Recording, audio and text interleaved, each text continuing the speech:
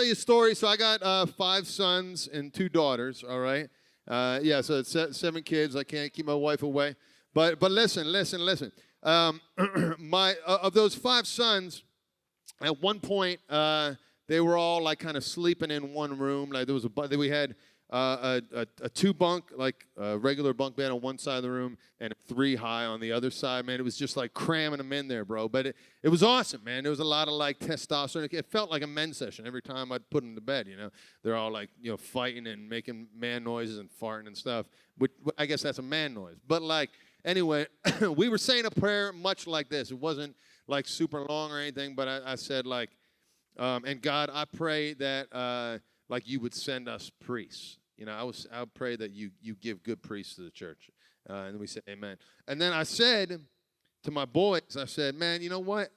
I said, I would love it if one of my boys becomes a priest. And my son Christian, he was up on the 3rd bunk bed high. He had his shirt off. He was like 8 or 9 years old. He like leaned over from the top. He was like, I'll do it, And it was like so funny, man. I laughed about it a lot with my wife. But I love that sense that like, dude, there is something manly. There is something about like this idea, like, are you going to be a man or are you going to be a boy? Like, are you going to be a warrior or are you going to be a chump? Like there's just a part of it that's like, yeah, I'll do it. Yeah, I'll do it. And that's kind of what I want to start off today by, just this idea of like, what is the decision that's placed before you? Because we could all chuckle at it like, it's like I'm asking him, well, it'd be cool if one of my boys becomes a priest, and he responded like, I need someone to take out the trash. I'll do it. But there is a sacrifice to say like, I'll go. One of the questions I get asked a lot, besides what your tattoo, is what was your first tattoo? All right, and my first tattoo ever was my grandfather's name. All right. And the reason that I got his name was because me and my brothers all said, I was the oldest, and I was like, dude, when Ben turns 18, like, let's all get Grandpa's name, because this guy was like a father figure in our life where we had some wounds from our biological father, but also he was like one of like the greatest to ever like walk the planet, dude. This guy was a real, like, just a real man, and he had a crappy tattoo of an eagle. You couldn't even tell what it was on his armor, and he was like, before he died, it was just a blob of black on his thin skin, but I loved like touching it, man. And he got that tattoo in World War II. And so not only did he fight in World War II, okay, he fought in the D-Day invasion where they stormed Normandy. All right, and beyond that, yeah. It was freaking awesome. Not only, we're going to cut the clip because for the sake of time. I was going to just show you this little clip, 3 minutes from the beginning of Saving Private Ryan. If you've never seen it, it's a good one to like watch with your dad, eat some stew with your hands, not wear a shirt. It's a good one, But like, anyway, he not only did he fight on the D-Day invasion that changed the course of history because it was the pivotal battle that stopped the Nazis.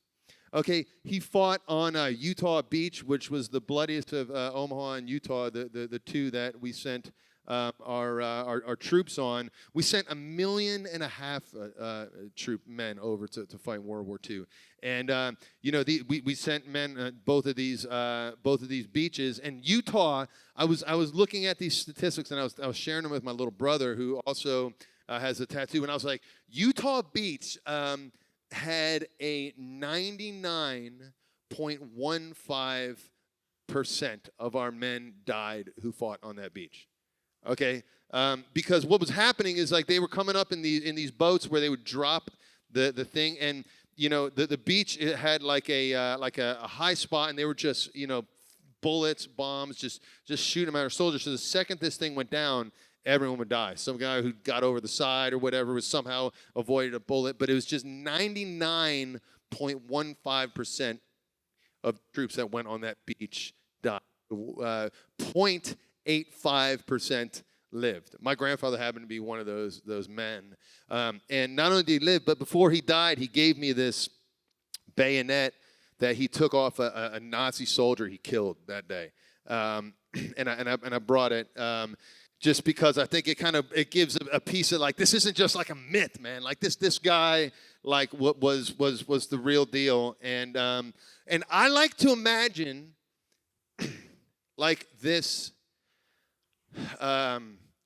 scene, if you will, of like, this first wave of men that went on this D-Day of invasion, like they knew it was going to be bad. Like this clip, the guys are puking, they're all trembling, they're praying, they're kissing their rosaries and their crucifixes. I mean, like they're trembling, okay? But I imagine some, guy who's in charge of a group of these soldiers, and he's looking out and he's like, it's going to be a mess, it's going to be bloody, like, but we got to go. Like this is like there's a reason, kind of reminding them of the reason we fight. And then asking the question, like, who's going to go? I need someone on this first boat. Who's going to go? And looking out at a group of men, maybe about your same age, or a few years older, that are scared to death. And then you see, like, one hand go up, like, I'll do it. That's what I think of when I think of my grandpa. I know that's like me imagining, okay? I'll do it. Like, it reminds me of my son Christian, because there is a sense when it comes to holiness, when it comes to sainthood, like you got a choice, man. You could go on and live the life of a chump, or you can live the life of a warrior. What God is calling you to, he's calling you to be holy. He's calling you to be saints. Like, he's looking out at this group of men, much like that battle, and he's like, who's going to do it? Like, I need someone to be a saint. And I hope that there's more than one of you that at some point you make this decision this weekend. You're like, I'll do it. Yeah, I want to be a man. I want to be a man of God. And for me, that fires me up. Okay, like that fires me up. This thought that like I am not. Like I think sometimes the bill of goods that we're sold as like being a Christian man is like. And the goal is when we leave here that we're all going to be nicer to everyone, and it's just like, it doesn't fire you up, man. You're like, okay. Like it seems like the goal of Christian manhood is just to be, like if you ever watched The Simpsons, like Ned Flanders, the guy with the mustache, and just, skip around and like wear Jesus shirts constantly or something. Like that's the goal of being a Christian man. The goal of being a Christian man is that courage of a soldier's heart. It's like, I'll do it. I wrote on the inside cover of my Bible, one of my Bibles, because I lose them constantly, but my wife found one next to my bed a couple years ago, and it just said, on the inside cover, it just said 3 words, or I guess it's 4. I guess it's 4 words. It said, I am at war. All right? And she pulled it out, like, went to bed. She's like, I found this today. She's like, it made me feel like a little, what does this mean? And I was like, don't worry about it. You won't get it, But like, I'm trying to remind myself like that, the image, the primary image that we need to like, come around when we like start our day as men of God is not like you and Jesus in a field of daisies, playing Ring Around the Rosie. The image you need to have is like, I am at war. And I'm not just saying like you're at war if you decide to be a Christian, if you decide to live your life as a holy man, you're at war regardless, okay? The church tells us we have 3 enemies, and these are fierce enemies, okay? These aren't fictitious stuff, So the 3 enemies, I don't know if you know what they are, but it's the world, the flesh, and Beyonce, okay? And just kidding. The world, the flesh, and the devil. All right, Beyonce maybe fits in that picture somewhere, but at least for me. But like, there's a lot of temptation. All right, and like we're talking about the world. We're just talking about like you're going out in a world that is unfriendly to you. You are not going to go home and your friends or even the world around you is going to applaud your decision that you want to be holy. You're not going to get a good job, People are going to think it's weird. People think it's weird when people stand up for virtue. There's a lot of obstacles. That's what it's talking about when it's talking about this world. We don't live in a Catholic, Christian-friendly world. The flesh, what is it talking about with the flesh? Well, it doesn't mean literally your skin, okay? But it's talking about the part of you as a guy that for some reason wants to either fight or hump everything that moves, you know? It's like this weird like part of your flesh that like just is drawn to sinfulness, okay? And I tell my wife sometimes, I'm like, yeah, it's hard being a guy, man. You know, like we got a lot of emotions too. You know, it's like the three that I can think of mainly are like hungry, angry, or horny. You know, and it's like but like that's the flesh, all right? It's the part of us that's like just leading us to like our basest desire, okay? And then we talk about the devil. We are not talking about like a little guy in red pajamas with a fork, all right? Like we are talking about, there's this crazy image that was done in the Middle Ages. This artist did this picture of the devil, and it's like this elongated guy, you know, just nasty teeth, and he's eating a baby. He's eating an infant.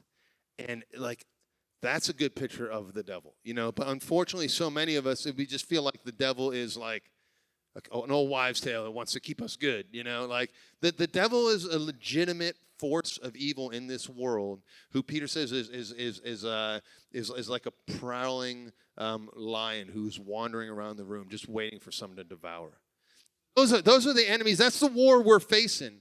And then the first decision we have to make is like, are you in? Will you do it? Are you going to be one of the hands that goes up? I'll do it. And the second decision you have to make is, if you're going to do it, what are you going to do? Because like I said, I got 5 sons. Like one of the things I was telling one of my boys a couple of years ago was like, look, most guys I know, including like the guys that like I surrounded myself with when I was in high school, like they were taken out of the battle. They were taken out of the game at a very young age, okay, because they thought this is way too hard. No one could live their life this way. Paul says, how could a young man keep his way pure? It seems impossible to live a holy life, to live a pure life. But that's the battle. And I said, like, and even those who do choose to live the battle, a lot of times they get taken out later because they feel so bad about falling all the time. But you have to realize this is what war looks like. It's difficult. You're going to fall. Those of you who have been to Steubenville conferences before, or some kind of camp experience or a retreat, like you realize like the typical like story arc is like, rah, rah, rah, you're fired up. Like you're more fired up than you were last year, and you're going to go home and you're not going to sin, or you're not going to look at porn, or like there's these different things in our mind, and then it lasts for a day, maybe the next year is a couple days, or maybe it goes all summer, you know, but like at some point, like we have it is really, really hard being a Christian. In fact, it's everyone sucks at it. The only person who was good at it was Jesus. They named it after him, all right, being a Christian, you know, but everyone else, it's like it's really difficult, and we're bad at it. All right, but the goal is not to say, like, as a soldier, like if I was one of those guys saying, like, all right, we're going out here to war, like there's going to be, like, you know, cannons firing down on us. Like no one's going to be like, well, I sure hope no one gets hurt today.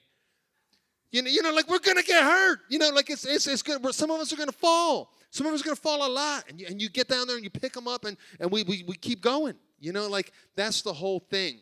But the worst possible game plan you could have, if you feel the stirring in your heart to raise your hand to the Lord and say, I'll do it.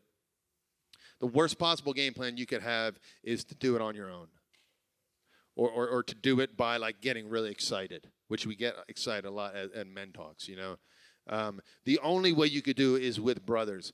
Another great movie to watch while eating stew with your hands is Gladiator, if you've ever seen it before. But like in the very beginning, there's this scene in the beginning that doesn't get a lot of like great like it's not called up a lot, but it's this awesome scene with like the Roman army, Russell Crowe, like they're fighting these Germanic like barbarians. You know, they got like, you know, antler hats on, and like they're like butt naked, you know, like hairy, just like they look insane, bro. They're like covered in blood, and they all trot up on their like purple like horses and stuff, and they're like, send over a delegate or something, you know, and a guy like trots over there to give them like the terms of war, and then they're like, well, where is he? And then the horse comes trotting back, the guy's head's cut off, and then the naked German guys come out, and they're like, yeah, they're holding this guy's bloody head.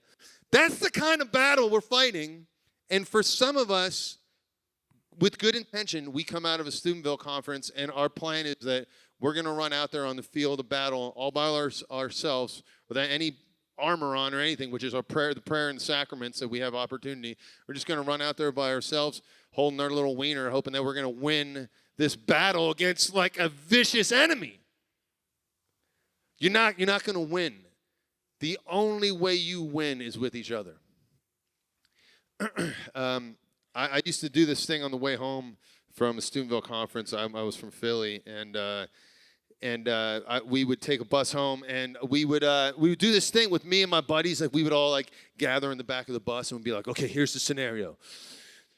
At the next rest stop at Burger King, like there's a fight breaks out. Like, like, all right, who do you pick to like get your back? Who we gonna like? How we gonna do this? And then it was like the best thing if you like heard your name, you'd be like, okay, I'll take Bob, Brian, Danny. Like we'll be back to back. All right, and like this guy will come through, man. I'll throw him under my legs. You stomp him, like it's just this horrible, like kind of like violent part of you. But like it was fun to like have this game plan of like back to back brothers. But in reality, like there's a spiritual element to that. That's like this is the only way we win, is by helping each other. Our biggest failure as men is that we forget who we are. Okay, it's not that we are weak. Because you're not weak. That's not who you were created to be. Nothing that you do, nothing about you forgetting, no sin you could commit will ever change who you are, okay? If I brought a motorcycle up here and I said, hey, this is a razor or this is a toaster, whatever, it doesn't matter if I use it for the wrong intention, it will never change the fact that it's made to be a motorcycle. In the same way, like you are made to be strong. You're made to be a warrior, okay? But we forget. So I got this little tradition with my boys, like when I put them to bed, like obviously not now that some of them are like 20 or whatever, but like the ones that are little, my 9-year-old still, Keegan, when I put him to bed, like I put my forehead against his forehead and I like, give it a little butt, and I want him to know, like, all right, here we go, and I'll be like, what are you? I ask him this question, and he says, I'm a warrior. All right, and then we just like breathe on each other a little bit, and then I say, how come you're a warrior? And there's 3 answers, all right? And they mix them up a lot, but like the 3 answers are this, all right? Keegan's actually good at it, but it's because I'm God's son, because I'm your son, and because my heart is strong. And then we growl a little bit. We're like, then I put him to bed. But the reason I do that every night is because we're forgetful. We're forgetful of who we are, how we're created. You're created with a strong heart. You're created as a warrior only because you belong to God, not because you're good at something. You don't got to be good at one thing. You could be. I'm horrible at sports. There's a lot of things I'm horrible at. It doesn't matter. You're not a warrior because like you give God some kind of utility. You're His son because you belong to Him, because you come from Him. Okay, so as brothers, when we fight this battle together, we remind each other who we are. So when I was at a men's session like this, when I was in high school, one of the things right after I was talking to this guy, me and my buddy were talking to this guy, Jim, who was speaking, and he was like, hey, I got a plan for you guys, like how you're going to do this year. And we're like, yeah, tell us, And he was like, the two of you and Brian, he's like, you're going to be prayer partners. And we were like, okay. It didn't sound like that cool, and I didn't even know what he was talking about. And I was like, well, what do we do? And he's like, we just pray together, Like, he didn't give us, like, a whole lot of direction, but he's like, and you got to commit to it. And we're like, yeah, we'll commit to it, And then we got home, and we did commit to it. Like, every week, man, like, at least one time we were hanging out, or sometimes it was after Mass or whatever, like we would pray with each other. And it wasn't like some kind of beautiful thing where we read Galatians looking into each other's eyes or something. Like, all we did, man, I remember there was one spot in his house, like a stairwell, where most of the time we'd be like, how are you doing? Like with everything, with God, and he'd be like, not great. He'd be like, how are you doing? I'd be like, I don't know, like probably not great either. Like me and my girlfriend, like it's been like not great, And we like started off, we're not like, immediately knowing what to do, and then we'd be like, you want to pray in Our Father? Then we would just say in Our Father, and that's all we did for a long time that first year. And eventually, sometimes maybe we'd be like, as we got to know each other, feel more comfortable, be like, this is what I'm struggling with. I'm really angry about this. And then we would maybe sometimes use our own words, but it wasn't some secret recipe besides the fact that we committed to each other. That's an example of going to war with each other, of getting another man's back. And I want to do some of that today, okay? But I want to start by giving you a little illustration of it, and then I want to let you do some of that yourself. But, that's your chance of winning, okay? And it does not have to be something crazy. You don't got to wait for your youth minister or your priest or someone else to do it. You just need to link up with another guy and maybe a couple guys. Maybe it's all the guys in your youth group, and you say, hey, what if, one morning a week we went to Dunkin' and we just all drank coffee, and then at the very end we just sent our Father together. Or if someone had something specific they wanted to pray for, what if we did that? Or what if after Mass, we just quickly before we left, we all just met outside and said a Hail Mary. It doesn't have, but these are just concrete, simple ways to begin to battle together. And as you grow, you grow to learn what the other person's weakness is, where you have to defend them a little bit better, where you have to call them back. And if they're not coming to church, you go to their house and you get them out of bed and you say, dude, let's go. Well, I'm not doing too good. So what, man? Just show up. That's most of the battle. Just keep showing up. But we only do it when we got brothers. So I want to bring up Oscar real quick. The birthday boy. The birthday boy. And okay, so there's a verse in Proverbs 17, iron sharpens iron. Oscar mentioned a little bit of this last night, but we've been brothers, we've been friends for a long, long time. All right, we've been through some tough things together. We've helped each other through some things. We've laughed a lot together, all this kind of stuff. But Proverbs said, iron sharpens iron. You have got to find another brother that can sharpen you, okay? Our first instinct as guys most of the time is to find a pretty girl and hope that she'll make us closer to Jesus. God bless you. But it doesn't say soap sharpens iron, it's iron sharpens iron, okay? You need another brother. And so I just want to give you an example of what we're going to do here in a second to finish this thing, all right? So here's the question I want you to consider. What do you need prayer for, all right? You can be as honest, as vulnerable as you want. Like I said, you don't need to force it if this is new. I want to give you an example of what you can do, all right? So here's the 3 areas I think most guys need prayer for. And you could even just say the word, all right, when it's your time to pray. First off is identity. Identity.